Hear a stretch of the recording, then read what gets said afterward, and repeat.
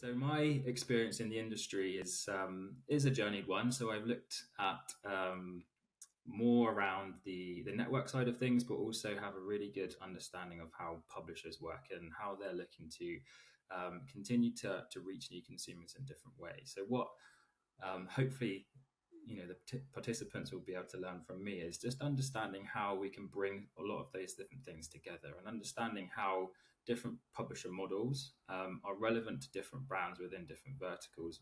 I myself now have a unique set of experiences where I work with leaders across multiple industries, so anything from travel, retail, finance, software as a service, anything like that, you name it. And everyone has their kind of own bespoke or unique focuses, and also they are at different stages along their maturity curve of how they're looking to really generate consumer acquisition through affiliates, but also looking to do it in different ways based on macro climate as well.